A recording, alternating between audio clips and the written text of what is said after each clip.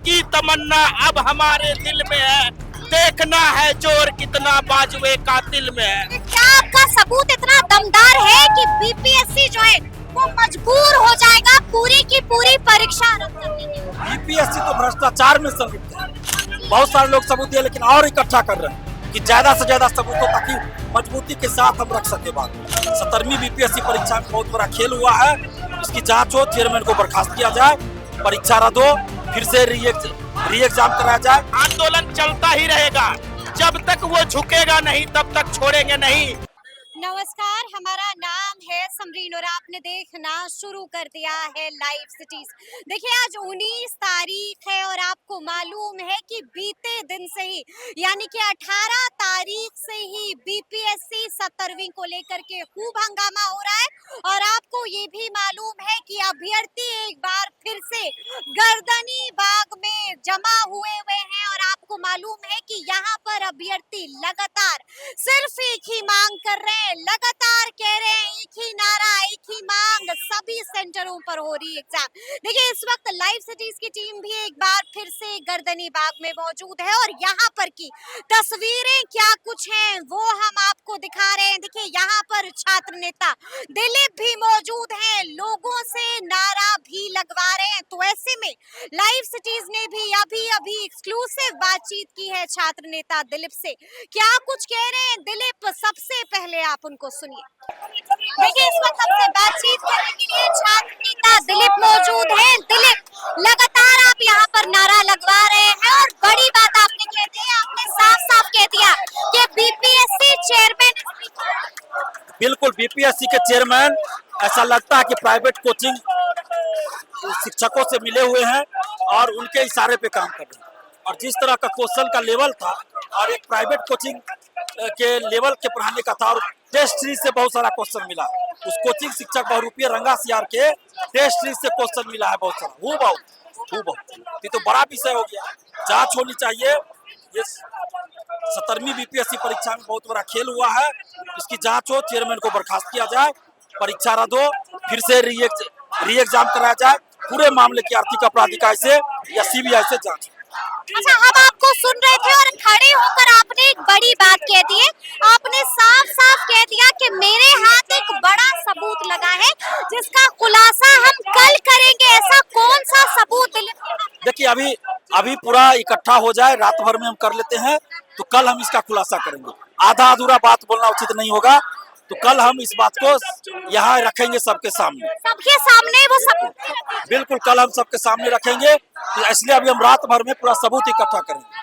रात भर में सबूत इकट्ठा करेंगे? बिल्कुल, अभी बहुत सारे लोग बताए हैं, बहुत सारे लोग सबूत दिए, लेकिन और इकट्ठा कर रहे हैं कि ज्यादा से ज्यादा सबूत हो, ताकि मजबूती के साथ हम रख सके बात। अच्छा, ये एक बात बताइए, क्या आपका सबूत इतना दमदार है कि बीपीएससी जो है वो मजबूर हो जाएगा पूरी की पूरी परीक्षा रद्द करने के लिए? बीपीएससी तो भ्रष्टाचार में संलिप्त है, हम सरकार से मांग करें, बीपीएससी से तो कुछ उम्मीद ही नहीं है, क्योंकि वो तो प्राइवेट कोचिंग वालों से मीटिंग करते हैं। हमारी मांग सरकार से, नीतीश कुमार जी से है, जो हमारे मुख्यमंत्री है, कि बीपीएससी के चेयरमैन को बर्खास्त किया जाए और री एग्जाम कराया जाए, पूरी परीक्षा को रद्द करके री एग्जाम कराया जाए। देखिए हम देख रहे हैं कि कल से तमाम अभ्यर्थी बैठे हुए, लेकिन यहाँ पर एक भी नेता नहीं पहुंचा है, किसी ने हाल चाल जानने की कोशिश भी नहीं की। कब तक बैठे रहेंगे? हम नेताओं की बात क्या करें, यहाँ पे नाखून कटाकर शहीद होने की बात चलती है, प्रथा चल रही है। सत्ता पक्ष हो या विपक्ष, युवाओं के साथ कोई खड़े नहीं है।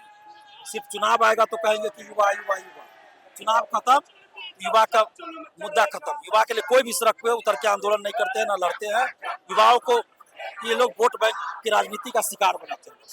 कब तक बैठे रहेंगे तमाम लोग? जब तक की डिमांड पूरा नहीं हो जाए, चेयरमैन को हटाना दिया जाए, परीक्षा कैंसिल ना हो जाए, जांच न बैठा दी जाए, तब तक बैठे रहेंगे। यानी कि आप कह रहे हैं कि अब पहले आप लोगों की 4 मांगे थी, अब 5 मांगे हो गई है, उसमें एक और मांग जुड़ गई है कि बीपीएससी चेयरमैन को बर्खास्त किया जाए। बिल्कुल, जब तक चेयरमैन को बर्खास्त नहीं किया जाएगा तो री एग्जाम में भी वो गड़बड़ी करेंगे, वो तो हर चीज में गड़बड़ी करती है, इसलिए सबसे पहले चेयरमैन को हटाया जाए। बड़ी बात आप कह रहे हैं। बिल्कुल, चेयरमैन को हटाया जाए, परीक्षा कैंसिल हो और री एग्जाम सभी अभ्यर्थियों की।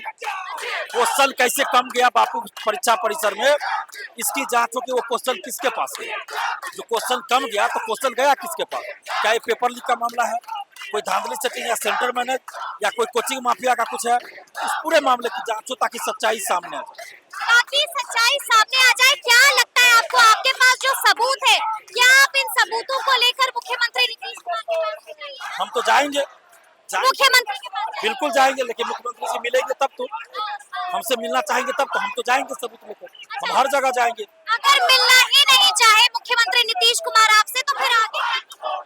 अगर मुख्यमंत्री आपसे मिलने नहीं है तो आगे क्या कीजिएगा? अगर नहीं मिलेंगे तब तो जैसे संवैधानिक तरीका होता है, लोकतांत्रिक वो तरीका अपनाएंगे।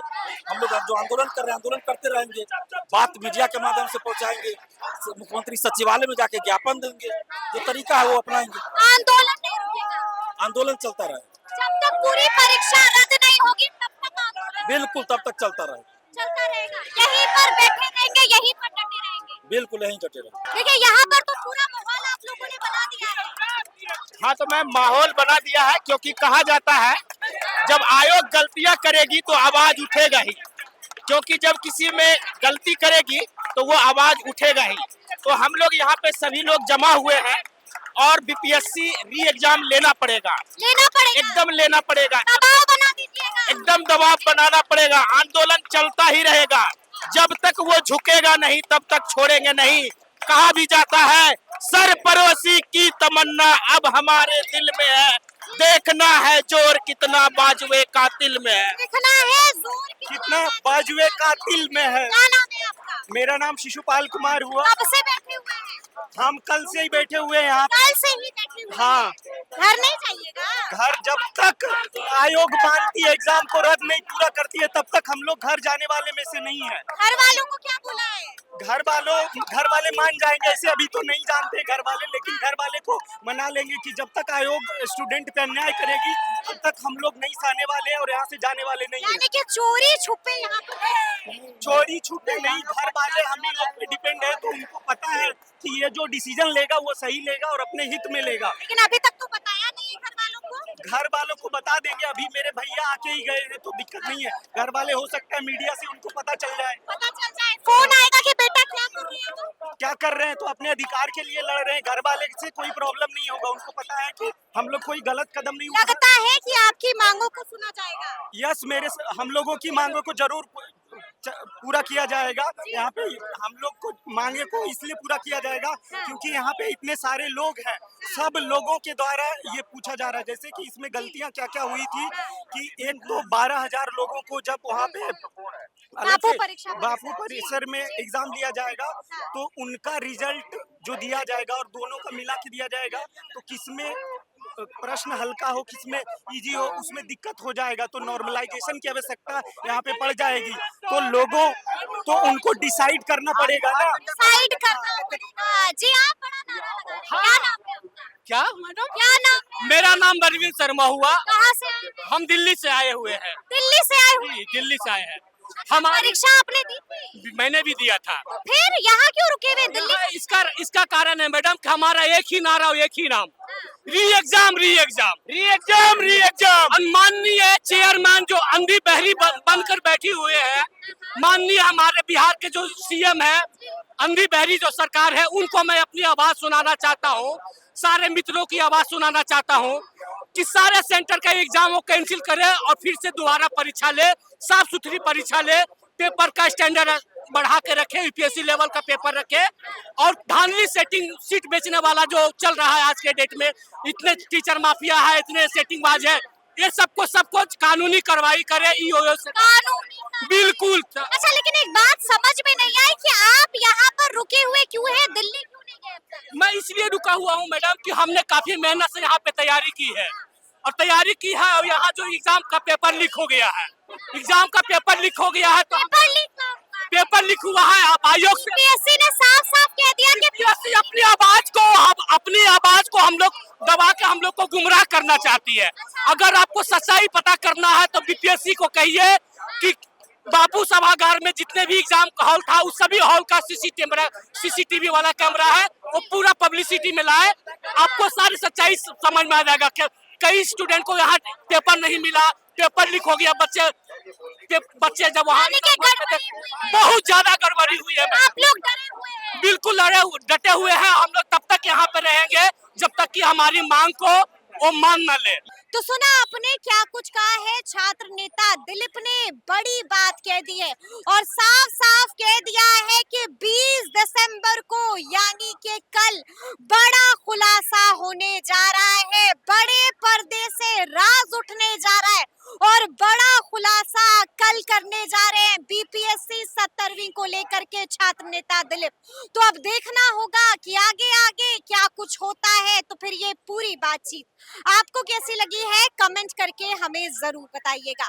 तो ऐसे तमाम अपडेट्स के लिए बिल्कुल ऐसे ही हमारे साथ बने रहिएगा और देखते रहिएगा लाइव सिटीज। बहुत शुक्रिया।